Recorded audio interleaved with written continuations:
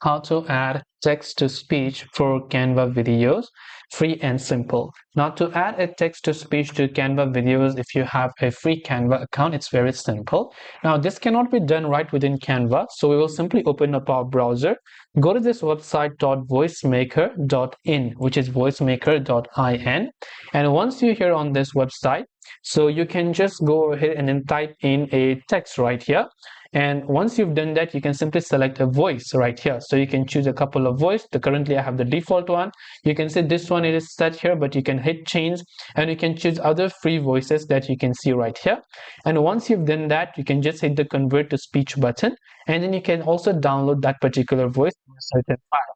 So once you just click the download button, the particular voice will be downloaded. So you can choose a folder and hit the download button, and that particular audio, you can come to Canva, go to upload files and upload that certain audio, and it will show up over here.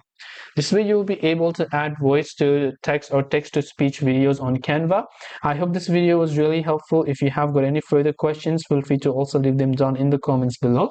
As always, thanks for watching till the very end of this tutorial, and see you soon in the next video.